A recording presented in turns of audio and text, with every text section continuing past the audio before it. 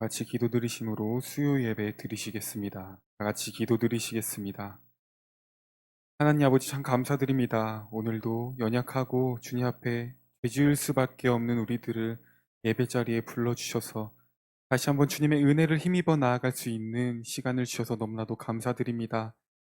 주님 이 시간 이 자리 가운데 주님을 향한 마음들이 가득한 모든 자녀들이 주님 앞에 나오길 원합니다. 이 세상 가운데 주님의 힘 없이는, 주님의 도움 없이는 우리가 어떠한 것도 올바르게 선한 모습으로 살아갈 수 없음을 이 시간 기억하며 모두 주님의 그 지혜를 알기 원하는 마음으로 이 자리에 나올 수 있도록 주님을 향한 갈급함을 이 시간 주님 주시옵소서. 주님의 말씀을 더욱더 알기 원하며 의지하며 나아갈 수 있는 그런 교회가 될 수 있도록 주님 이 시간 함께 해주시고 그에 합당한 자녀들을 주님께서 이 자리에 불러주시고 주님께서 함께 예배드릴 수 있도록 저희를 주님의 한 백성으로 묶어주시옵소서.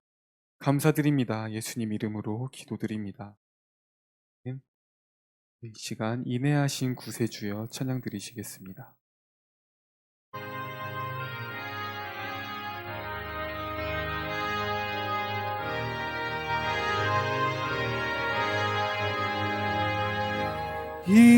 인내하신 구세주여 내가 비오니 죄인오라 하실 때 날 부르소서. 주여 주여 내가 비오니 죄인오라 하실 때 날 부르소서. 자비하신 보좌 앞에 꿇어 엎드려 자복하고 회개하니 믿음 주소서.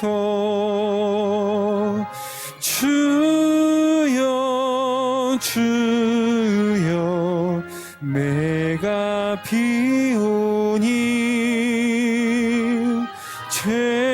죄인오라 하실 때 날 부르소서. 주의 공로 의지하여 주께 가오니 상한 마음을 고치시고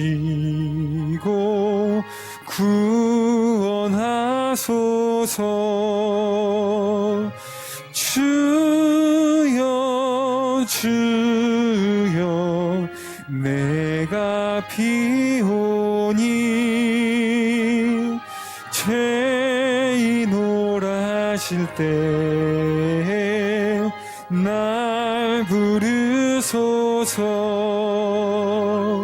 만복 근원 우리 주여 위로하소서. 우리 주와 같으시니 어디 있을까. 주여 주여 내가 비오니 죄인오라 하실 때 날 부르소서.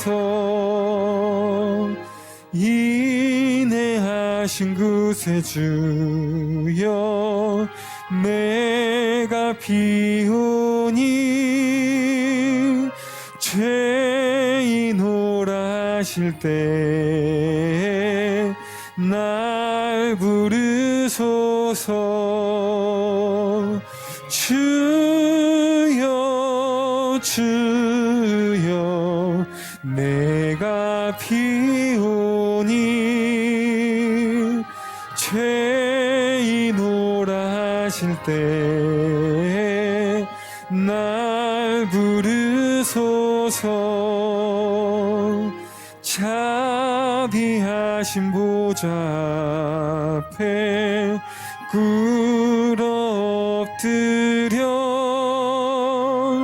자복하고 회개하니 믿음 주소서. 주여 주여 내가 피오니 죄인 오라실 때 날 부르소서. 주의 공로 의지하여 주께 가오니 상한 마음을 고치시고 구원하소서. 주여 주여 내가 피오니 죄인 오라실 때 날 부르소서. 만복 근원 우리 주여 위로하소서. 우리 주와 같으심이 어디 있을까. 주여 주여 내가 피오니 죄인 오라실 때 날 부르소서. 주여 주여 내가 피오니 죄인 오라실 때 날 부르소서. 주여 주여 내가 피오니 죄인 오라실 때 날 부르소서.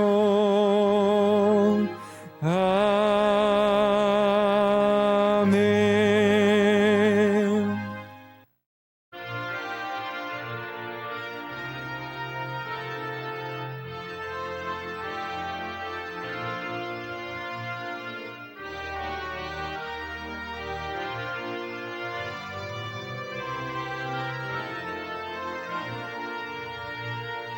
내 맘이 낙심되며 근심에 눌릴 때 주께서 내게 오사 위로해 주시네. 가는 길 캄캄하고 괴로움 많은 날 주께서 함께하며 내 짐을 지시네. 그 은혜가 내게 족하네. 그 은혜가 족하네. 이 괴로운 세상 지날 때 그 은혜가 족하네.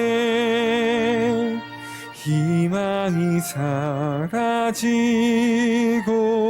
친구 날 버릴 때 주 내게 속삭이며 새 희망 주시네. 싸움이 맹렬하여 두려워 떨 때 승리의 왕이 되신 주 음성 음성 들리네. 그 은혜가 내게 족하네. 그 은혜가 족하네. 이 괴로운 세상 지날 때 그 은혜가 족하네. 범민이 사득 차고 눈물이 흐를 때 주 나의 곁에 오사 위로해 주시네. 환난이 닥쳐와서 어려움 떨 때에 주님의 능력 입어 원수를 이기네. 그 은혜가 내게 족하네. 그 은혜가 족하네. 이 괴로운 세상 지날 때 그 은혜가 족하네. 범민이 가득 차고 눈물이 흐를 때 주 나의 곁에 오사 위로해 주시네. 환난이 닥쳐와서 어려움 당할 때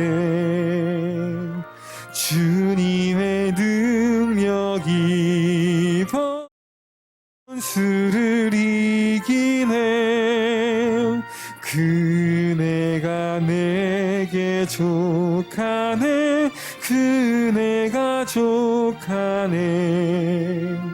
이 괴로운 세상 지날 때 그 은혜가 족하네. 범민이 가득 차고 눈물이 흐를 때 주 나의 곁에 오사 위로해 주시네. 환난이 닥쳐와서 어려움 당할 때 주님의 능력 입어 원수를 이기네. 그 은혜가 내게 족하네. 그 은혜가 족하네.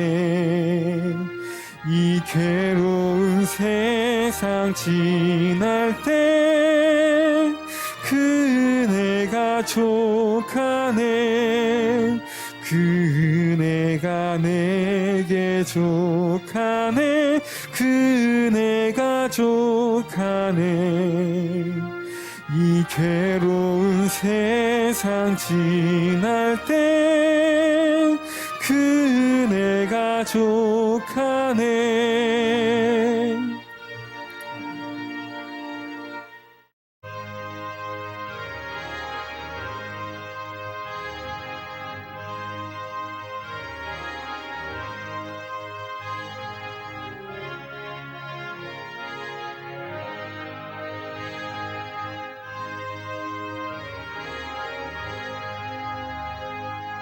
온유한 주님의 음성 내 귀에 속삭이네.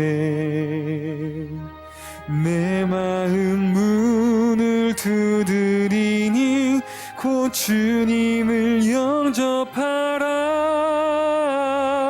피하지 말라.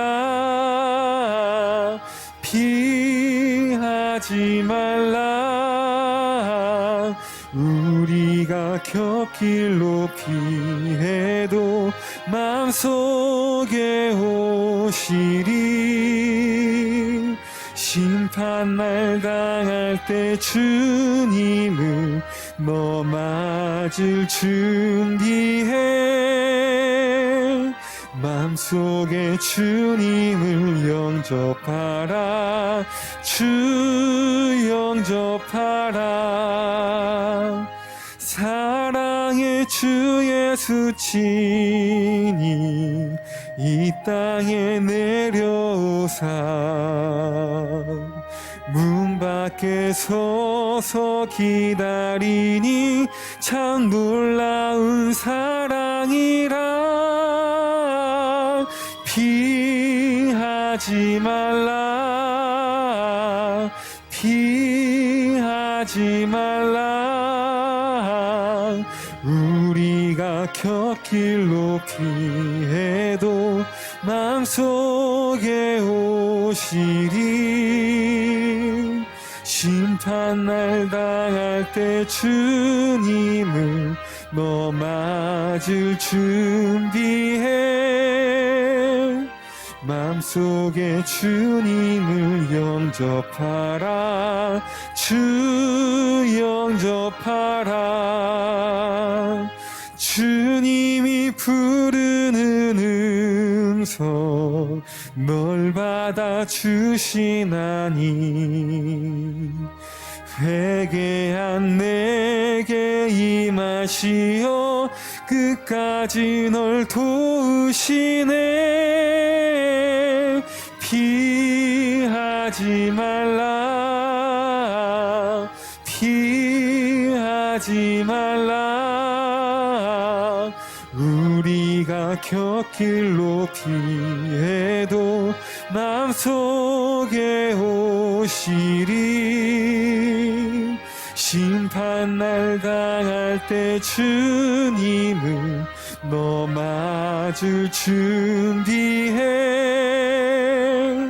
마음속에 주님을 영접하라. 주 영접하라. 주님의 은혜를 받고 너 주를 영접하라. 마음 문 활짝 열어놓고 너 주님을 영접하라. 피하지 말라. 피하지 말라. 우리가 곁길로 피해도 마음속에 오시리. 심판날 당할 때 주님을 너 맞을 준비해. 마음속에 주님을 영접하라. 주 영접하라. 이 시간 예배를 위해서 다 같이 기도드리시겠습니다. 하나님 감사합니다. 하나님 예배할 수 있는 복된 시간 주심에 감사합니다. 이 시간 하나님 앞에 이렇게 예배드리는 저희들 하나님의 그 사랑으로 풍성하게 부어주시옵소서. 하나님의 그 은혜를 이 땅에서 넉넉히 누리며 살아갈 수 있도록 주여 도와주시옵소서. 믿는다고 착각하며 살아가지 아니하도록 정말 살아계신 그 하나님, 우리에게 생명 주시고자 이 땅에서 자신의 생명을 버리신 그 예수님의 역사를 우리 삶 가운데 충분히 경험하게 하여 주시옵소서. 예수님의 그 사랑을 느끼며 살아갈 수 있는 저희가 되게 하여 주시옵소서. 내 힘으로 살아가는 것이 아니라, 땅에 속한 자처럼 살아가는 것이 아니라 하나님의 백성답게 예수님의 사람답게 살아가는 저희가 되게 하여 주시옵소서. 저희들 또 이삭한 것들 역사하지 못하도록 그러한 성령으로 저희를 더욱더 다스리시고, 하나님을 아는 것보다 더 중요한 것이 없음을 우리가 빨리 깨달을 수 있도록 주여 도와주시옵소서. 하나님을 예배하는 것보다 더 가치 있는 일이 없음을 하나님 우리가 제대로 알고 살아가게 하여 주시옵소서. 하나님을 귀히 여기는 자를 사랑해 주시는 하나님의 그 제한적인 사랑에 대해 우리가 경각하고 살아갈 수 있도록 주여 저희들의 생각을 다스려 주시옵소서. 속해 있는 사람들 이 시간 찾아가 주시고 한 사람 한 사람 하나님의 그 사랑의 손을 머리 위에 얹어 주셔서 그들을 붙잡고 그들로 하여금 하나님께 가지 못하도록 역사하는 더러운 그 결박들을 온전히 풀어 주셔서 그들이 하나님께서 베풀어 주신 그 사랑 가운데 참 자유를 누리며 살아가는 복된 자들 되도록 하나님 이 시간 그들에게 사랑으로 찾아가 주시옵소서. 예수님 이름으로 기도합니다. 아멘. 사도행전 14장 8절부터 20절까지 말씀 한 절씩 교독하도록 하겠습니다. 루스드라에 발을 쓰지 못하는 한 사람이 앉아 있는데 나면서 걷지 못하게 되어 걸어 본 적이 없는 자라.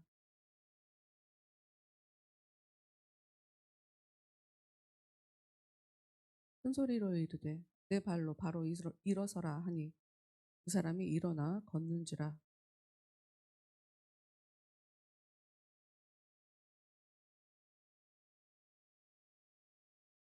바나바는 제우스라 하고 바울은 그 중에 말하는 자이므로 헤르메스라 하더라.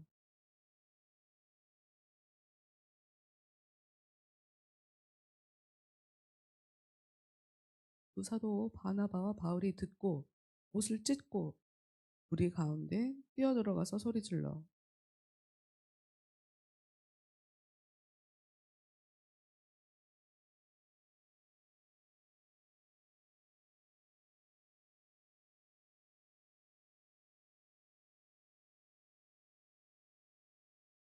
하나님이 지나간 세대에는 모든 민족으로 자기들의 일들을 가게 방임하셨으나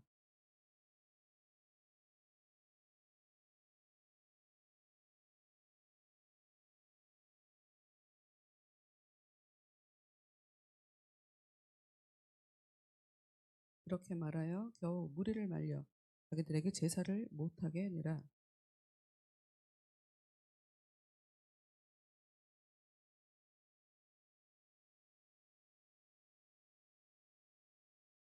같이 합니다. 제자들이 둘러섰을 때에 바울이 일어나 그 성에 들어갔다가 이튿날 바나바와 함께 더베로 가서 네, 거기까지요. 10절까지. 루스드라라는 곳으로 바울과 바나바 왜 가게 됐냐? 처음에 도착했던 이고니온에서 사람들이 이방 사람들과 유대 사람들이 지도자들과 함께 바울과 바나바를 핍박하고 모욕하고 돌로 쳐 죽이려고 했기 때문에 도망을 갔죠. 드라라는 곳으로. 근데 거기 갔는데 발을 쓰지 못하는 한 사람이 앉아 있는데 나면서 걷지 못하게 되어 걸어본 적이 이게 베드로가 성전 미문에 앉아 있던 베드로하고 요한이 그 안진뱅이를 고친 그것과 상반하죠. 그리고 예수님이 38년 된 병자 고친 그 모습하고도 조금 비슷한 것 같아요. 그 루스드라에 발을 쓰지 못하는 태어나면서부터 한 번도 걸어본 적이 없는 사람이 있는데 바울이 말하는 것을 들었다는 거예요. 바울이 복음을 전하는 그 바울의 모습을 하는 거예요. 바울이 그 사람을 보니까 그 사람에게 구원받을 만한 믿음이 것을 보게 되었다는 거예요. 그리고 나서 고침 받았어요. 오늘은 읽지 않았지만 지난주에 14장 1절부터 7절까지 말씀을 전하며 1절에 이런 말씀이 있는데 이고니온에서도 어떤 일이 있었냐? 두 사도가 오래 있어 주를 힘써 담대히 말하니 주께서 그들의 손으로 표적과 기사를 행하게 하여 주사 자기 은혜의 말씀을 증언하시니 성경에서 어, 진짜인지 가짜인지 진짜 하나님이 보내신 사람인지 그 말대로 실현되는 것을 보면 이루어지는 걸 보면 그 사람이 진짜다 알 수 있다라고 있어요. 바울과 바나바는 자기들이 전하는 이 말씀이 정말 은혜의 말씀이다라는 것에 증거로 표적과 기사라는 게 나타났다라고 이고니온에서도 그런 일이 있었어요. 그럼에도 불구하고 거기서도 그렇게 여러분 우리가 표적과 기사 그래서 이거 되게 신기하게 생각하고 그거를 적극적으로 치우쳐서 믿음 생활하시는 분인데 그러니까 이게 굉장히 무서운 거라는 걸 우리가 좀 알아야 될 필요가 있어요. 왜냐하면 지금 방금 전에도 말씀드렸지만 이고니온에서도 노사도를 통해 표적과 기사가 나타났어요. 그런데도 불구하고 사람들이 노사도를 죽이려고 돌로 치려고 달려들었던 이 모습을 볼 수가 있어요. 이 표적과 기사가 우리한테 믿음을 주는 것이라면 얼마나 좋겠어요. 그것을 통해서 우리가 믿음을 더 얻게 된다. 아니요. 그거는 표적과 기사도 무슨 말인지 모르고 믿음이 뭔지도 모르는 거고 구원도 뭔지 모르기 때문에 근데 너무 많은 분들이 목사님들이 최소한 손을 얹으면 병 낫는 기도 안수하면 정도는 나아야 되지 라고 하는 이상한 믿음을 가지고 있어요. 어찌됐건 표적과 기사가 있다고 해서 그 목사님이 더 대단해지는 거 아니고 표적과 기사가 나타난다고 해서 그 목사님이 진짜 하나님께서 보내신 하나님이 세우신 종이라고 보는 것도 안 돼요. 성경 그렇게 얘기하고 있지 않으니까. 그런 것 때문에 예수님을 오히려 배반하고 적그리스도를 따라가는 모습 요한계시록에 써 있거든요. 표적과 기사가 나타난다고 해서 그걸로 인해 그런 것을 보니 저 사람은 하나님 주신 사람이다. 그렇게 단정 지어도 안 되는 거다. 표적과 기사는 나타나는데 그렇다고 그것을 통해서 믿음을 더 강화시켜 주실 목적으로 그렇게 하는 건 아니에요. 그런데 4장 3절을 들여다보면 자기의 말씀이 자기가 전하는 하나님의 이 복음이 진짜다라는 사인으로 나타난 거다라고 하는 것은 기록하고 있어요. 네, 그것과 결부해서 지금 우리가 본문에서 읽은 루스드라의 발을 쓰지 못하는 한 사람 태어나면서부터 한 번도 걷지 못한 이 사람에게 이 사람은 어떻게 해서 병을 낫게 되었느냐? 바울이 이 사람에게 믿음이 있는 것을 봤다는 거예요. 구원받을 만한 믿음. 여러분, 제가 자주 여러분께 말씀드리지만 성경에서 구원이라고 하면 그리고 구원받을 만한 믿음이라고 써 있잖아요. 우리가 가지고 있는 개역 성경이 영혼 구원의 그러니까 이신칭이라고 하면 믿음으로 구원받는다라고 하는 그런 개념하고는 달라요. 지금 여기 구원받을 만한 믿음이라고 하는 것은 그냥 단순하게 병 고치는 믿음, 병을 가지고 있는 그 병을 고침받을 수 있는 믿음이 그에게 있는 것을 바울이 보게 됐다는 거예요. 바울이 굉장히 좀 주목하여 봤다라고 하는 게 좀 삐뚤어서 집중해서 거의 노려보는 것처럼 뭐 이런 느낌이거든요. 바울이 그 사람을 그렇게 봤다는 거예요. 계속 이렇게 집중해서 보니까 그 사람에게 자기 병에서 노인받을 수 있는 구원받을 만한 그런 믿음이 그가 갖고 있다는 거죠. 근데 되게 재밌지 않나요? 뭐가 재밌냐? 믿음이 있으면 일어났으면 됐을 걸. 믿음이 있었는데 왜 못 일어나는 거예요? 바울은 믿음을 받는데 믿음이 있으니까 일어나면 된다라고 얘기한 게 아니라 10절 큰 소리로 이르되 네 발로 일어서라. 네 발로 똑바로 일어나라. 이런 말이거든요. 네 발로 일어서. 옆에서 도와주는 게 아니에요. 네 힘으로 일어나. 네 스스로 일어나. 네 스스로 똑바로 일어나. 근데 그 말을 하자마자 이 사람이 일어나서 걷게 됐다는 거예요. 지금 바울의 믿음이 이 사람을 고친 게 아니에요. 이 사람이 믿음을 갖고 있었기 때문에 근데 문제는 자기가 그런 믿음을 갖고 있는 걸 본인이 모른다는 거예요. 다시 말씀드리지만 성경에 구원이라고 하는 단어가 굉장히 많이 나와요. 그런데 이 말씀을 볼 때 여러분, 모든 게 전부가 다 영혼 구원과 연결돼서 써 있는 게 아니에요. 기본적으로 이 구원받는다라고 하는 이 단어 자체가 어떤 의미냐면, 맞아요. 구원하다라는 그런 의미 맞아요. 구원받는다라는 그런 의미를 갖고 있죠. 그런데 온전하게 하다, 건강하게 하다 하는 그런 믿음, 그런 의미도 갖고 있어요. 그러니까 자기가 갖고 있는 그 어떤 어려움에서, 그 불완전함에서, 그 건강하지 못함에서 그 문제가 해결되는 것을 성경은 구원이라고 얘기를 하는 거예요. 하나님이 보실 때 모두 다 믿는 사람들은 영적으로 건강하지 못한 사람이거든요. 다 병자거든. 그래서 예수님이 병자들을 찾아가서 병을 고쳐주신 거지, 예수님이 무슨 의사로 이 땅에 나타나셔서 병 고치시는 게 절대로 아니라는 거.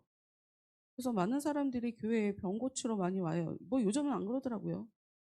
요즘은 뭐 그렇게 손에 뭐 안수기도 하면 능력 나가고 뭐 이런 많이 없고, 대부분 그러신 분들이 자기가 예수님 자리에 앉아 있는 것을 그 한국 교회가 너무 많이 보기 때문에, 그래서 그런 교회일수록 이단이라고 얘기를 듣게 되고,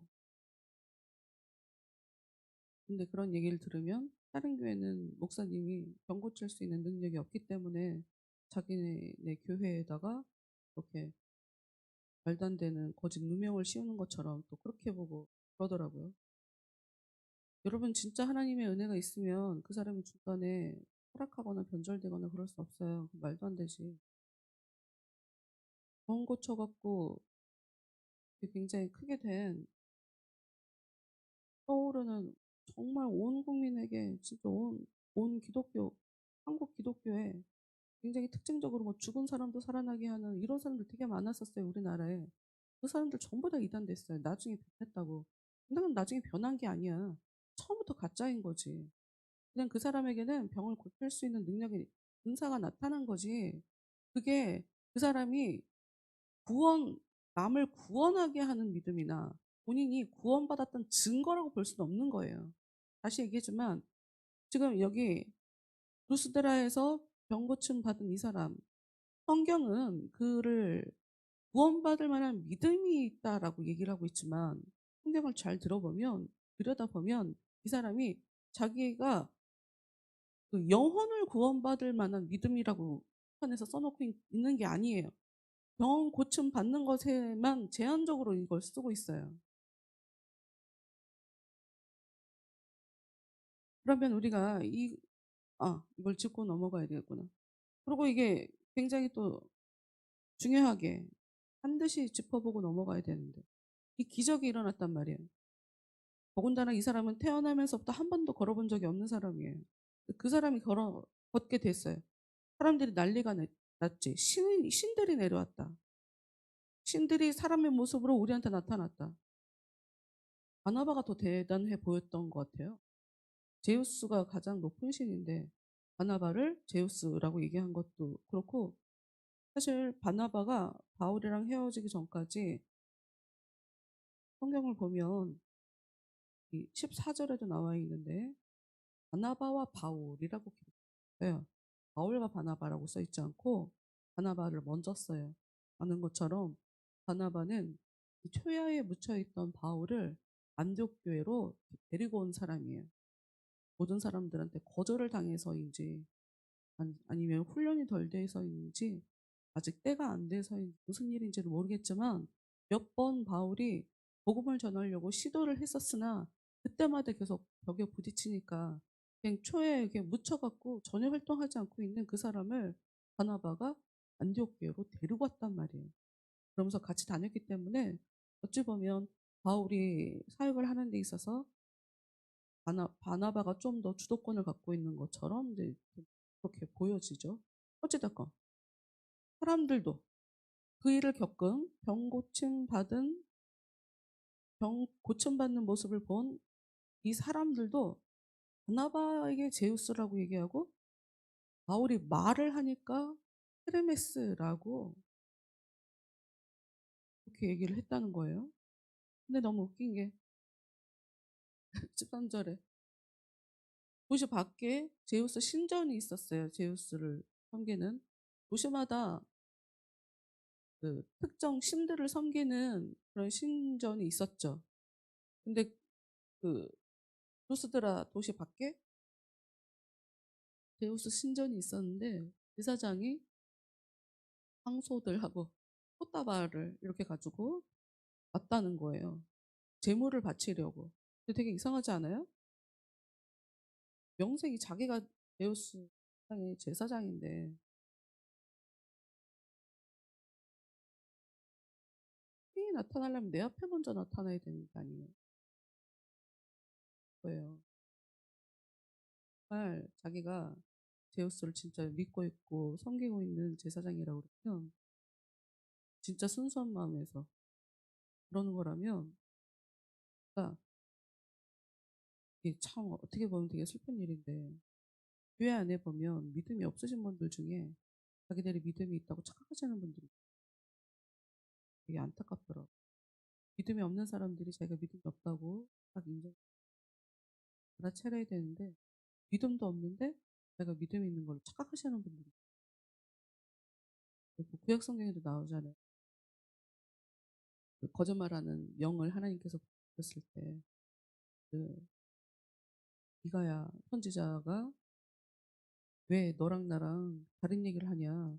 어, 내 안에 역사하는 하나님의 신이 너한테 갔단 말이냐? 하면서 쫓아가서 이렇게 따귀를 때리는 그런 장면인데 이 악한 것에 정말 제대로 휩싸여 버리면 정말 착각을 하니까 자기가 착각하는지도 모르는 상태에서 진짜 믿는단 말이에요. 진짜 믿는단 말이에요. 가짜인데 진짜로 믿고 있단 말이에요. 근데 이 사람은 진짜 그 정도도 아니란 말이에요. 지금 이걸 보면 알면서 온 거예요. 알면서 그렇다고 봐야 돼요. 가짜지. 근데 어쨌건 간에 이렇게 했던 이유 그렇게라도 해야 자기가 주도권을 잡으니까. 여러분이 주도권 싸움이에요. 지금 우리가 사도행전 보는 내내 여러분 예수님도 마찬가지였고 예수님이 말씀드렸죠. 종교인들에 의해서 정치 세력을 등에 업고 여론을 통해 예수님을 죽여버렸다고. 똑같이 재현되고 있거든요. 주도권을 주도권을 되게 갖고 싶어 한단 말이에요. 힘을 갖고 싶어 한단 말이에요.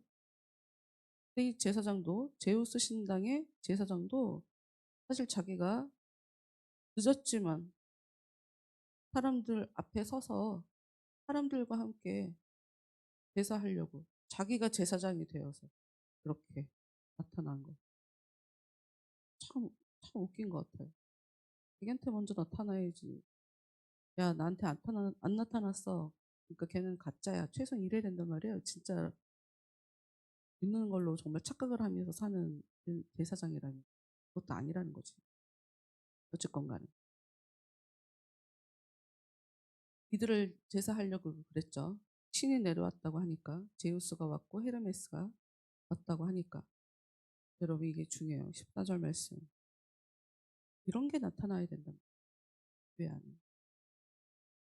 사도 바나바와 바울이 듣고 옷을 찢고 무리 가운데 뛰어들어가서 소리질러. 회 안에 드러내고 있진 않지만 사람들에게 영향력 행사하는 거 좋아하는 사람들 되게 많아요. 선생님들도 어찌 보면 저는 아직 배가 작아서 안 돼서 일어나지 않을 뿐 나중 되면 뭐 그때까지 모르고 있었던 숨겨진 제 안에 있는 욕심이 드러날 수 있어요. 사람은 누구나 다 사람들을 인정받고 싶어 하고 내가 영향력을 발휘하고 근데 정확하게 바울과 바나바는 좀 자기들이 무슨 일을 하고 있는지 정확하게 알고 있는 상태. 내가 병을 고쳤어도 내가 말을 해서 내가 보게 돼서 병을 고쳤지만 정확하게 자기를 자기가 무엇을 하는 사람인지를 정확하게 알고 있기 때문에 사람들에게 가서 옷을 찢고 소리를 지르고 온 몸으로 거부하고 있죠. 우리 제사하면 안 된다. 내 목적은 당신들이 하나님께 돌아오게 난 지금 그렇게 사역을 하고 있는 거예요. 특히나 교회 안에 사역자들은 이런 걸 정확하게 알고 있어야 되죠. 우리가 왜 일을 하는지. 대체 내가 왜 사역자라는 이름을 달고 일을 하는지를 정확하게 알아야 돼요. 하나님 일을 한다고 하면서 교회에 봉사한다고 하면서 복 얻으려고 하고 복 받으려고 하고 다른 사람들한테 칭찬 얻으려고 하고 가끔 가다가 어르신들 중에서는 칭찬 안 해줘 갖고 삐지셔 갖고 하시던 거 안 하고 하시는 분 그런 분이 있더라고요. 약간 뜨거운 감자 같은 해야 되나. 예전에 다른 교회 들어갔을 때는 그런 분들은 잘한다 잘한다 칭찬하니까 오히려 목소리가 커져 갖고 사람들 사람 아프게 하고 그러더라고요. 잘한다 하는 것도 껏껏 해야 되겠구나. 하나님 앞에 봉사하는 건 감사함으로 하나님께서 하라고 하니까 내가 하나님 받은 은혜가 있으면 나를 통해 돌려드리기 교회를 있는 사람 그렇게 일을 하는 거지. 내 자신한테 칭찬 들으려고 일하는 건 아니거든. 이게 얼마나 심각한 일인지를 별과 바나바는 너무 잘 알고 있는 거예요. 이러면 안 되는데. 아니에요. 이 정도가 아니에요. 너무 적극적으로. 이러지 말아라. 진짜 이러지 말아라. 18절을 보면 겨우 무리를 말려 자기들에게 제사를 못하게 합니다. 겨우 말려서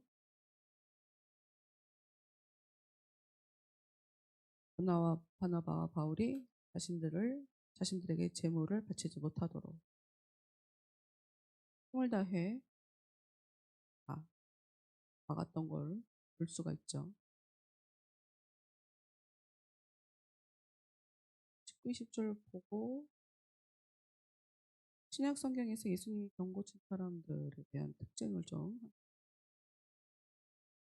19, 20절 보면 유대인들이 안디옥과 이고니온에서 와서 그러니까 지금 복음 전하는 곳은 루스드라예요. 그 전이 이고니온이었죠. 그 전이 안디옥이죠. 과거에 스쳐 지나왔던 그곳의 사람들이 늦게 출발을 한 거예요. 바울 죽이겠다고. 바울을 바울을 죽이겠다고 찾아온 거예요. 사람들을 선동한 거예요. 돌을 쳐서 죽인 줄로 알고 버려요. 그런데 20절 잘 보면 바울이 일어나죠. 예수님 모습 같지 않아요? 예수님 모습 같죠? 죽었는데 무덤에 장사 지냈는데 살아간 모습. 그거 좀 비슷하죠? 그리고 예수님이 나면서부터 소경인 사람 고쳤고 38년 된 엉뚱이 고쳤죠? 그 모습 비슷하죠? 그럼 하나님께 계속 돌아와라 얘기하는 거 내가 너희들 그리고 예수님이 하신 얘기 중에 선하신 예수님에 대해서 선하다라고 얘기하는 그 전에 나한테 왜 선하다고 하냐 하나님만 그렇게 모든 것을 하나님께 자꾸 돌리는 그런 예수님의 모습도 이제 보이죠. 그리고 사람들에게 천국 복음을 전파하기 위해서 기적, 표적, 하시는 그 예수님의 모습도 또 보이죠. 결정적으로 사람들에 의해서 여론에 의해서 정치 세력에 의해서 핍박당하고 불팔매질 당하고 야 얘네들은 확실히 죽은 줄 알았으면 정말 예수님처럼 첫 번째 전도 여행에 바울과 바나바가 이렇게 되게 예수님의 삶을 거의 이게 압축한 것처럼 그렇게 사역을 하고 있는 거죠. 라고 하면 신약성경에서 이 병고침에 그러니까 이 예수님이 아무에게나 병을 고쳐주지 않아요.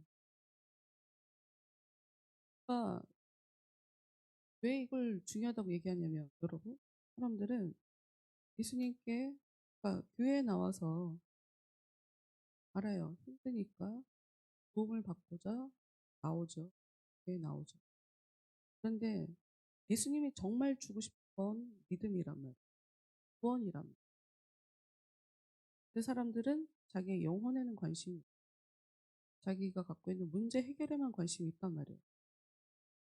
예수님이 이 병 고치는 모습을 한번 봅시다. 마가복음 9장 21절부터 29절 말씀 한번 볼게요. 마가복음 9장 21절부터 29절.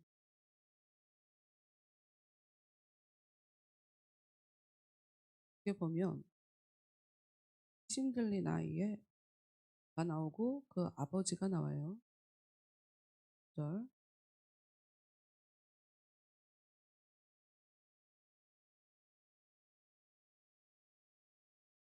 그냥 빨랑 읽어드릴게요. 마가복음 9장 16절. 지금 이게 어떤 상황이냐면 연화산에서 엘리야하고 모세를 봤어요. 보고 내려온 순간이에요. 잠깐. 4절. 이에 그들이 제자들에게 와서 보니 예수님이 어떤 분인지를 제대로 변화산 상에 올라가서 예수님 부활하실 때 천국에 들어가실 때 어떤 몸으로 변하게 될지 그 모습을 겪고 돌아와서 보니 제자들에게 돌아보니 사람들이 많이 모여 있다는 거예요. 많이 모여 있고 서기관들이 예수님의 제자들하고 논쟁을 하고 있는 상황. 그래갖고 예수님과 그 제자들을 보자마자 사람들이 쫓아왔죠. 대체 왜 그러냐? 라고 했는데 왜 논쟁이 일어나게 됐냐? 어떤 사람이 아들을 데려왔다는 거예요. 그런데 그 아들이 말 못하게 귀신 들린, 그러니까 말을 못하게 하는 귀신이 들렸다는 거죠. 아들이 병에 걸렸는데 어떤 병에 걸렸냐? 말 못하게 하는 더러운 귀신이 들려 있습니다, 우리 아이가. 그래서 데리고 왔습니다, 선생님께.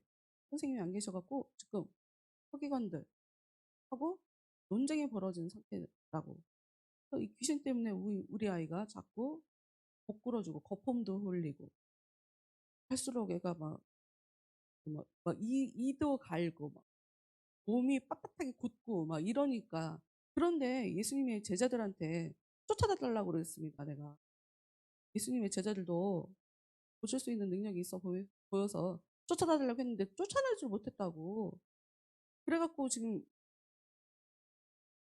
논쟁이 벌어지게 된 거예요. 예수님이 거기다 대고 믿음이 없는 세대야. 내가 얼마나 너희와 함께 있으며 얼마나 너희에게 참으리요? 그를 내게로 데려오라. 어쨌건 이 말씀을 오늘 설명한 건 아니지만 이 말씀을 보면 병을 고치는 것과 믿음과 어떤 관계가 있는 건 사실이에요.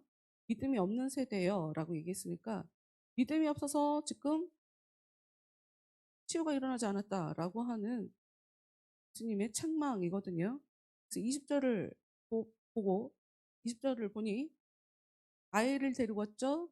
예수님께. 이에 데리고 오니 귀신이 예수를 보고 곧 그 아이로 심히 병년을 일으키게 하는지라 그가 땅에 엎드러져 구름에 거품을 흘리더라. 저는 워낙 어려서부터 병고치 축기 사역하시는 분들 뭐 직접 보기도 많이 받고 비교도 많이 받고 보니까 예수님 목사님이 예수님 같더라고요.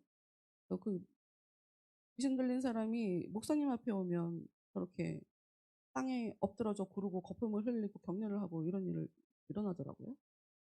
어쨌건 예수님이 물어요. 아버지한테 언제부터 그랬냐? 어릴 때부터다. 그 아까 이사야 14장에서 본 것처럼 비슷하죠. 태어나면서 안전뱅이 된 사람이랑 이 아이는 어려서부터 이렇게 뇌에 문제가 있는지 정확하게 모르겠지만 하여튼 귀신에 대해서 언급을 하고 있죠. 네. 22절 말씀을 보면 귀신이 그를 죽이려고 불과 물에 자주 던졌대요. 그런데 무엇을 하실 수 있거든.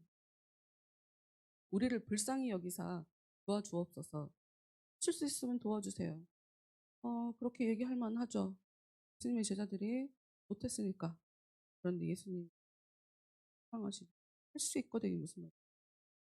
믿는 자에게 능히 하지 못할 일이 없느니라. 근데 여러분 이러면 예수님의 믿음이 예수님은 믿음이 있기 때문에 병 고칠 수 있는 믿음이 있어서 예수님이 고친 것처럼 보여져요. 요렇게만 보면 그리고 예수님의 제자들이 믿음이 없어서 못 고친 것처럼 보여요. 이전까지 상황을 보면. 그런데 24절을 보면 곧 그의 아버지가 소리를 질러 이르되 내가 믿나이다. 나의 믿음 없는 것을 도와주소서. 여러분 이게 믿음이에요. 제가 믿음이 없습니다. 믿음 없는 저를 도와주세요. 이게 믿음이라고요. 소리를 질렀다는 것 자체가 하나님께 기도한 거, 외친 거, 주의 이름을 부르면 구원받는다 라고 구약 성경에서부터 선지자들을 통해서 계속 약속해 주셨던 그 말씀을 떠올리게 하죠. 소리를 질렀어요. 하나님한테 하는 거예요, 이거는. 제가 믿겠습니다. 저는 제 믿음 없는 걸 도와주세요. 라고 하니 예수님이 병을 고쳐주신 거예요. 아버지가 믿으니까.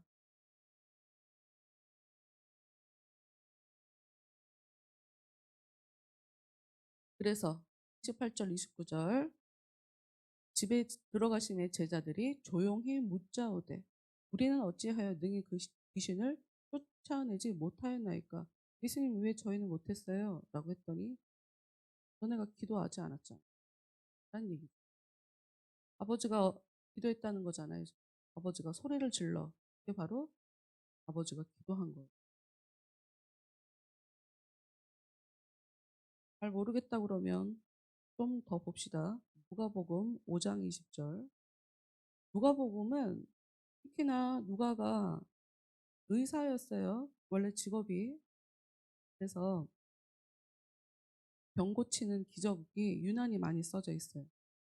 자기가 의사였기 때문에. 누가복음만 볼 거예요. 지금은. 네 군데를 볼 거예요. 누가복음 5장 20절. 예수께서 그들의 믿음을 보시고 이르시되 이 사람아 내 죄사함을 받았느니라. 용서함을 받았느니라. 여러분 잘 보면 20절 예수께서 그들의 믿음을 보시고 라고 얘기를 하는데 이게 무슨 상황이냐. 통병자를 사람들이 메고 왔죠. 침상에다가 이렇게 눕혀서 침대에 누워있는 그 환자를 침대째 데리고 온 거죠. 최소한 4명은 있었겠어요. 근데 사람들이 너무 많아서 예수님 계신 그 집에 들어가지 못하니까 지붕에 올라가고 이 사람들 진짜 대단한 사람들이에요. 유화를 벗기고 지붕을 뜯어낸 거죠. 거기를 갈아 내렸어. 잘못하면 떨어져 내릴 텐데. 대단한 사람들이에요. 그런데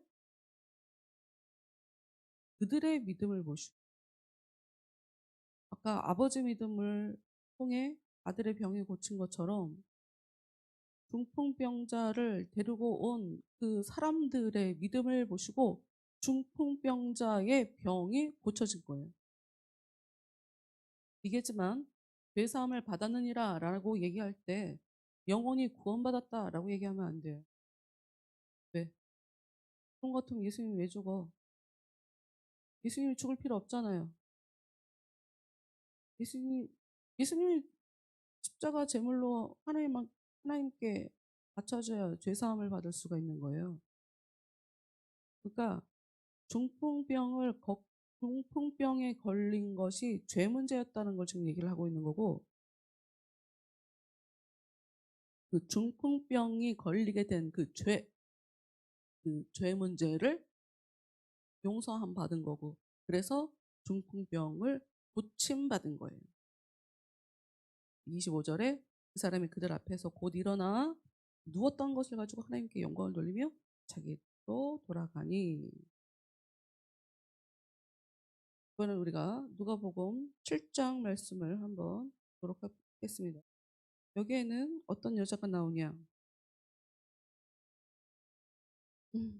예수님이랑 스캔들이 있었다고 오해받는 그런 여자가 나와요.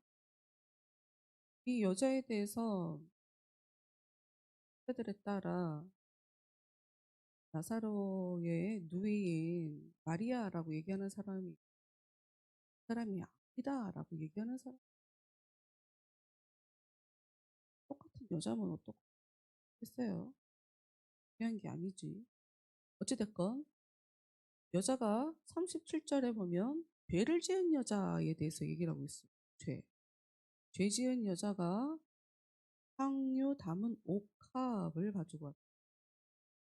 당시 이 옥합이 좀 우리나라 좀 요즘 시가로 보면 한 1,000만 원 정도라고 기자들이 얘기하더라고요. 1,000만 원은 향이 나는 기름을 가진 남아있는 항아리를 가지고 온 거예요. 근데 그 항아리에 있는 그 향유를 예수님의 발에 붓는 거예요. 그리고 자기 머리카락으로 닦는 거예요. 근데 그때 40절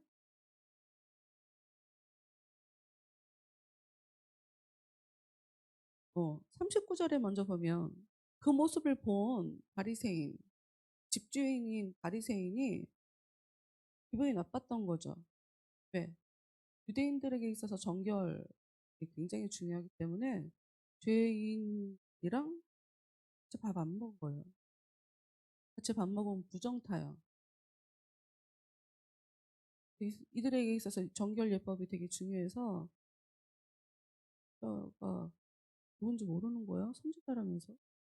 그렇게 얘기를 하고 있는 바리새인. 그런데 40절에 예수님이 그 사람이 이런 생각하는지 알았는데도 불구하고 그 사람한테 얘기한 게 아니라 시몬,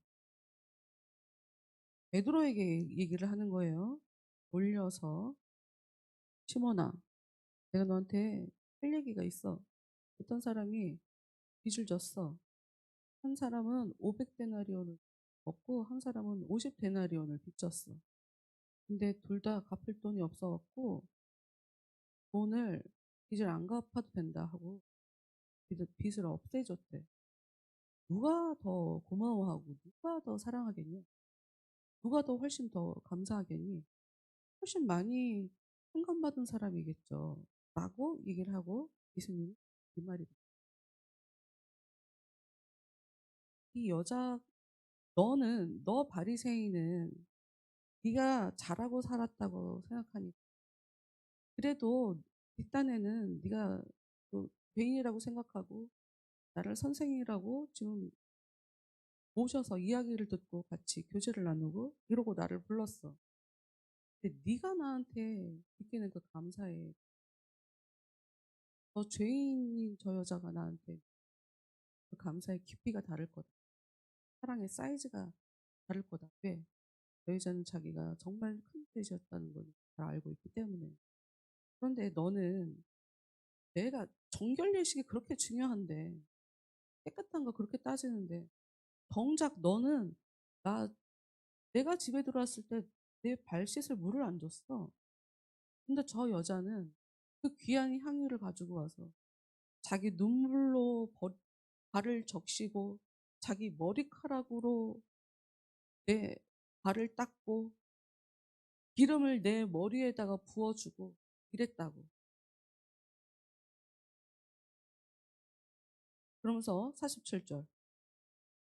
이러므로 내가 네게 말하노니 이에 많은 죄가 사하여졌도다. 여러분 지금 특히나 이 여자에 대해서 특징지어서 예수님이 표현법이 참 재밌는 게 있어요. 45절에 이 여자가 자기한테 계속 입을 맞추고 있다고. 너는 나한테 입을 맞추지 않았는데 이 여자는 계속 나한테 입을 맞추고 있다고. 이게 경외함을 표현하는 거거든요. 정말 진심으로 환영하고 존경하고 대단한 분으로 높여드리는, 바리새인은 그 정도로 높여 상태가 아닌 거죠. 예수님한테 대해서. 그러면서 그 얘기가 47절에 이러므로 내가 네게 말하노니 그 여인의 많은 죄가 용서함 받았다 이거죠. 이- 왜? 이유가 있다. 그의 사랑함, 그 여자의 사랑함이 너보다 저 여자가 날 더 사랑해. 너보다 저 여자가 내 가치를 더 알아봐. 나를 진심으로 대해. 그러니까 저 여자가 더 죄사함을 받은 거야. 라고 얘기를 하죠. 그러면서 용서함을 적게 받은 사람은 적게 사랑할 수밖에 없다. 말이 좀 웃기지만 이 얘기는 무슨 얘기냐면 죄를 덜 지었다는 얘기가 아니에요. 여러분 성경을 그렇게 이해하시면 안 돼요. 성경에 죄를 조금 사함받아서 조금 사랑한다라는 의미는 자기가 지은 죄가 조금밖에 없다고 생각해서 조금만 사함받는다 이런 의미예요. 실제로 죄를 조금 지었다는 의미가 아니라. 그런데 예수님이 여인한테 얘기를 해요. 내 믿음이 너를 구원하였으니 평안히 가. 이 여자에게 평안을 빌어주는데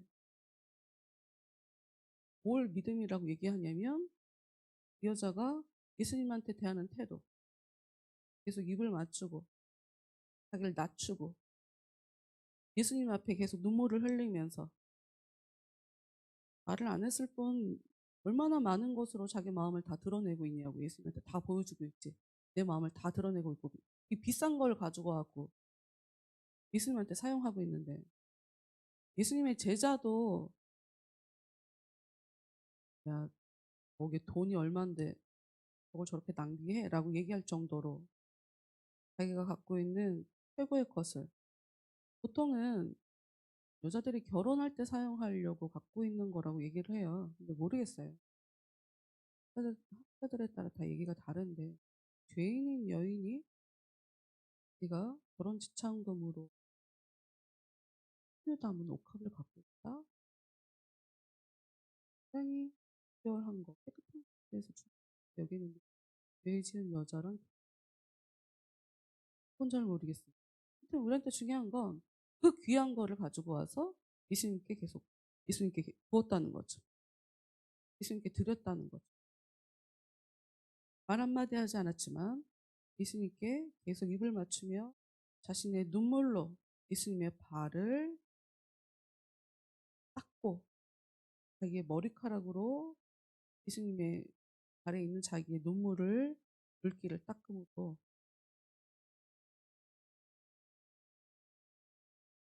자기의 마음을 이렇게 표현한 여자. 그 마음이 믿음인 거예요. 그 믿음이 이 여자를 구원받게 한 거죠. 이제 누가복음 8장을 봅시다. 왜 이 여자는 병에서 고침받은 게 아닌데요? 왜 구원을 왜 지금 병 고치는 거 얘기하는 게 아닌가요? 라고 여기서 질문을 잠깐 할 수 있어요. 아까 얘기했죠. 성경에서 구원이라고 얘기할 때 어려움에서 해결받는 걸 구원이라고 하지 병에만 국한되어서 얘기하지 않아요. 그럼 이 여자는 자기가 죄를 지었다는 것 때문에 사람들한테 정말 욕을 먹고 있는 상태고 자기 마음이 그 죄책감 때문에 너무 힘들어 있는 상태인데 예수님께서 죄의 용서함을 받았다고 하니까 자유함을 얻게 되는 거예요. 그런 차원을 얘기하는 거예요. 몸에 나타나진 않았지만 영적으로 심한 병에 걸린 거라고 봐야 되니까. 누가복음 8장 40, 40, 43절에 그 이하로 12년 동안 혈류병을 앓아온 여인이 나와요. 12년 동안 피를 계속 흘리는 건데 워낙 다양하게 얘기해서 하여튼 피가 계속 흘러나오는 거예요, 몸에서. 사혈을 하는 거죠, 쉽게 말해. 12년을 앓았대요. 여자가 44절 보면 예수님 옷가에 손을 댔어요. 고쳐준 거 아니에요. 여자 스스로 예수님의 옷을 만졌고 그런데 병이 고쳐졌어요. 예수님 안에 내 몸에 됐다는 걸 알았죠. 네. 내 몸에서 능력이 나간 걸 느꼈습니다. 내게 손을 댄 자가 누구냐? 베드로가 얘기해요. 선생님, 여기, 선생님, 여기 사람들이 너무 많아요. 누가 밀었는지 알 수가 없어요. 누가 만졌는지 알 수가 없어요. 그런 얘기죠. 그랬더니 46절, 나한테 능력이 나갔다. 그런데 47절 보니 여자가 내가 입 다물고 있으면 안 되겠구나. 떨며 나와서 엎드려서 왜 손을 대는지 이유를 얘기하고 사람들 앞에 그런데 예수 따라 내 믿음이 너를 구원하였습니다. 방금 전에 옥합에 있는 피를 부은 여자하고 똑같은 말씀 해주고 있어요. 똑같은 말로 이 여자는 고쳐주지 않았어요. 자기 믿음으로 나와서 옷을 그냥 만졌을 때 고쳐졌어요. 그런데 자기가 나왔다는 거, 예수님 앞에 나와서 예수님의 옷을 만졌다는 거, 그걸 바로 믿음이라고 얘기하고 있는 거고 그 믿음이 이 여자를 구원하게 했다라고 성경이 얘기하고 있는 거예요. 마지막으로 8장 말씀, 8장 누가복음 8장 맹인들 35절 말씀, 맹인이 나와요. 구걸을 하고 있어요. 많은 사람들이 지나가니까 소리를 듣고 사람들이 많이 지나갑니까? 물어봤어요. 그랬더니 나사렛 예수님 지나가신다고 소리를 들었어요. 근데 맹인이 내가 눈이 안 보이니 예수님한테 찾아갈 수는 없어요. 이 죄 지은 그 여인도 그레세인이 자기를 어떤 시각으로 볼지 알면서 찾아갔죠. 수영자 들어갈 수 없는데 지붕 뜯어서 들어갔죠. 말 못하게 하는 그 부친 들린 그 아이 아빠 여자들이 병 못 고치는 중에 예수님께 고쳐주세요. 제가 믿겠습니다. 도와주세요. 라고 하면서 그랬죠. 아이, 움직일 수나 내가 움직이지 못하면 누가라도 움직이면 좋은데 자기는 움직일 수 있는 상황이 아니죠. 그 사람은 이번엔 소리를 질러요. 맹인이 외쳐 이르되 다윗의 자손 예수여 나를 불쌍히 여기소서. 내 사람들이 시끄럽다고 조용히 하라고 하죠. 그런데 조용히 하란다고 조용히 하지 않아요. 네. 이제까지 많은 사람들이 병고침 받았다라는 그냥 들었을 거예요. 그러니까 이러는 거죠. 자기를 불쌍히 여겨달라고. 병을 고쳐주세요. 라고 얘기하기보단 불쌍히 여겨달라고 얘기했어요. 조용히 하라고 했는데 구박해도 입 다물지 않아요. 왜? 돈을 봐야 되니까. 좀 받아야 되니까. 이 사람 믿음이죠. 조용히 하라고 해도 더 큰 소리로 질러서 다윗의 자손, 다윗의 자손이여 나를 불쌍히 여기소서라고 소리를 지르니 예수님이 듣고 그 사람을 데리고 오라 하고 얘기한 다음에 예수님이 물어보세요. 뭘 해주기 원하냐. 그럼 이거 참 재밌는 것 같아요. 난 진짜 이런 거 볼 때마다 성경에 이런 부분 되게 많이 있거든요. 예수님이 모르겠어요? 뭘 해주기를. 왜 불렀겠어? 너무 당연하지. 물어보나 마나 뻔하지. 근데 예수님이 물어본다는 거예요. 주여, 보기 원합니다.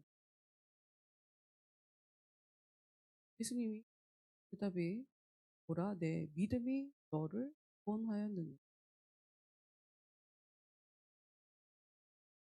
그럼 지금 마가복음에서 누가복음 네 군데 봤어요. 문제 해결받은 사람들의 공통적인 전부 다 내가 믿음이 있든 바로 옆에 있는 믿음이 있는 사람들에 의해서 끌어왔던 믿음을 보고 문제 해결인 예수님의 모습에 대해서 얘기하고 있습니다. 사람들은 하나님 앞에 나올 때 풀어서 하나님 앞에 나오면서 그러니 문제를 해결해 달라고 해요. 근데 그가 본 이것면 그 사람들은 믿음이 있는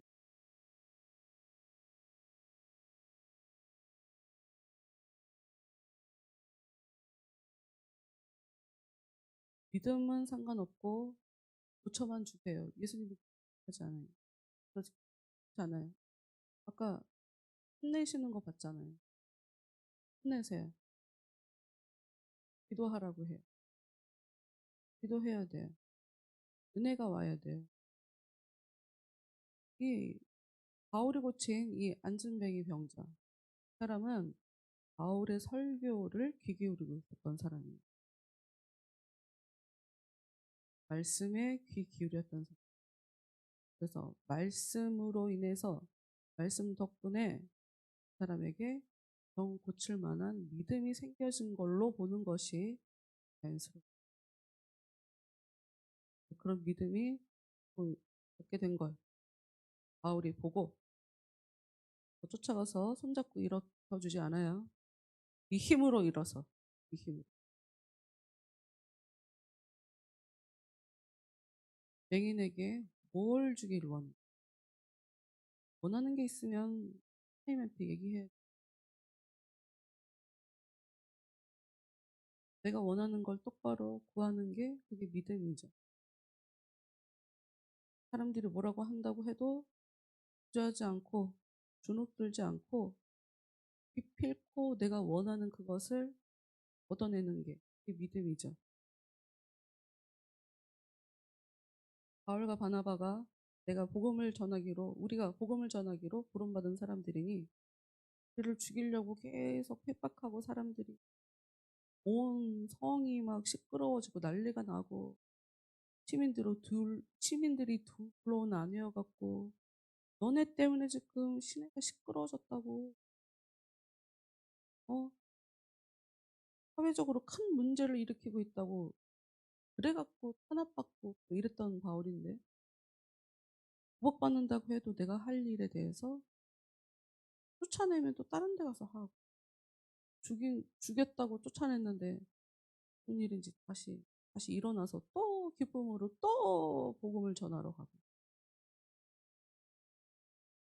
여러분 이 믿음이라는 것은 바랄 수 없는 걸 바라게 만들고 그리고 하나님을 움직이게 만들고 내가 갖고 있는 그 믿음이 하나님께서 주신 믿음이 맞다. 실제로 내 삶 가운데 그 믿음에 따라 환경 안에서 그 사람이 원하는 대로 믿는 대로 이 벌어지는 게 너무 당연해. 그러니까 내가 원하는 대로 삶이 안 벌어진다. 믿음이 없어서 그러고 더 구체적으로 얘기해. 기도하지 않아. 믿음이 없고 기도하지 않아서. 이 시간에 한번 나 자신이 갖고 있는 믿음을 더 온전케 해달라고. 선생님, 제가 병을 고치는 데에만 믿음을 그런 부분에만 구원받을 만한, 병 고칠 만한 그런 믿음만 갖고 있다. 물질 부분에 믿음을 주시고, 일을 하는 데 있어서도 믿음을 주시고, 상관관계 하는 데 있어서도 믿음을 주시고, 나한테 그 믿음을 주셔서 내가 갖고 있는 믿음을 가지고 벌떡 일어나는, 진짜 제대로 구원받게 되는 그런 삶. 하나님 나한테 믿음을 달라고 시간에 기도하도록 할게요. 그리고 다시 한번 얘기하지만, 믿음은 그래서 점점 성장해야 되는 거예요. 성장. 믿음은 성장하는 거예요.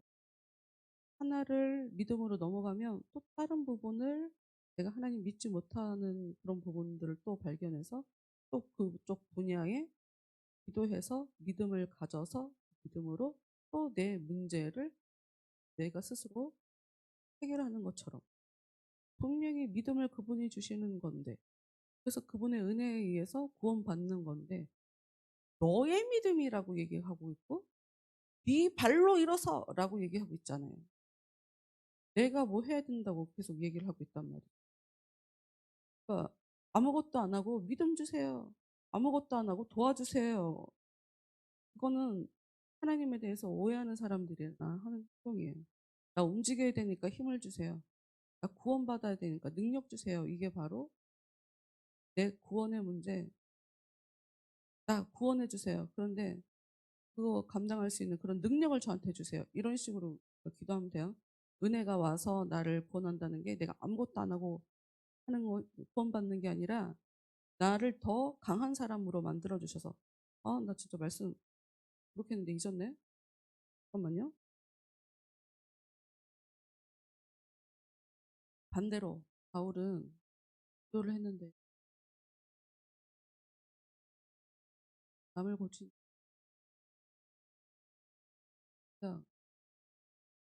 않았어요. 3번이나 기도했. 하나님 얘기하시기를, 고린도후서 12장 9절에 하나님이 나에게 이르시기를, 내 은혜가 내게 족하도다. 이는 내 능력이 약한 데서 온전하여짐이라. 성경에 아까 구원이란 말이 온전하게 하다라는 의미. 하나님 앞에 약해질 때 구원받을 수 있다는 의미. 진지라 그러므로 도리어 크게 기뻐함으로 나의 여러 약한 것들에 대하여 자랑하리니, 이는 그리스도의 능력 내게 먹게 하려 함이라. 그러므로 내가 그리스도를 위하여 약한 것들과 능력과 궁핍과 박해와 곤고를 기뻐하노니, 이는 내가 약한 그때에 강함이라. 하나님 앞에 약하게 사시는, 하나님 저는 부족해요, 하나님 저는 능력이 없어요, 하나님 도와주세요. 구원은 그런 사람들이 받는다는 거죠. 저는 제가 믿겠습니다, 믿음 없는 저를 도와주세요, 이렇게 하나님 앞에, 예수님 앞에 약한 모습 보이니 귀신이 떠나갔죠. 아까 그거 안 했네. 아까 마가복음에 귀신 들린 애 나온 그 장면 보면 귀신을 어떻게 말하고 있냐? 말 못하게 하고 못 듣게 하는 귀신이라고 얘기해요. 귀신이 들어와서 그로 하여금 말을 못하게 하고 듣지 못하게 만들어 버렸다는 거예요. 그러니까 못 듣고 말 못하는 거 간단한 문제라고 생각해요. 심각한 기도 제목이에요. 내가 말을 해야 되는데 말을 하지 않아. 기도해야 되는데 내가 기도하지 않아. 하나님의 음성이 안 들려. 하나님의 뜻을 내가 잘 몰라. 그럼 이거 심각하게 기도해야 될 기도 제목이에요. 죄 지은 그 여인이 겉으로는 병이 아니었지만 죄 문제 때문에 삶을 살았던 거예요. 병이 없다고 해서 내가 건강한 사람이라고 생각하면 안 돼. 약해져야 돼. 좀 믿음 없으면 하고 겸손해져요. 네, 예수님 앞에 진짜 바닥까지 내려가요. 고고한 자세로. 네. 믿음은 구원의 문제와 깊게 관련되어 있어요. 구원해 주시려면 하나님이 반드시 원하는 게 믿음인 거예요. 그리고 구원이라고 얘기할 때, 성경이 구원이라고 얘기할 때 우리는 영혼 구원만 얘기하는 것 같지만 영고침 받는 것도 구원이라고 써 있고, 죄 문제에 대해서 해결받는 거 이것도 구원이라고 하고 있고, 귀신이 떠나간 거 이것도 구원이라고 얘기를 하고 있어요. 굉장히 다양한 면의 구원이란 단어를 가지고 적용하면서 삶에 평안이 없는 것도 구원받아야 될 부분인 거죠. 삶에 평안이 없는 거, 구원받아야 될 분량이에요. 하여튼 이 시간에 우리는 기도하면서 하나님 저에게 믿음을 주세요. 제가 저의 어려움 가운데서 제가 예수님께서 저한테 베풀어 주신 그 믿음을 가지고 제 삶 속에서 구원받을 수 있도록 저에게 믿음을 주세요. 그리고 바울이 교만하지 않게 그 사람에게 병을 주셨는데 병 고쳐달라고 기도해도 안 고쳐주셨는데 혹시 그런 게 있다면 모를까 그걸 잘 구별해서 볼 수 있게 해달라고. 대부분 많은 사람들이 안 고쳐주실 거라고 생각해서 고쳐달라고 얘기 안 하고 하나님은 고쳐줄 생각이 없는데도 불구하고 계속 고쳐달라고 해요. 근데 그런 일이 언밸런스한 일이 벌어지니까 그걸 구별할 수 있는 그런 사람이 그런 눈을 저한테 달라고 기도하고 또 교회 위해서 속해 있는 사람들 위해서 다 같이 기도하도록 하겠습니다.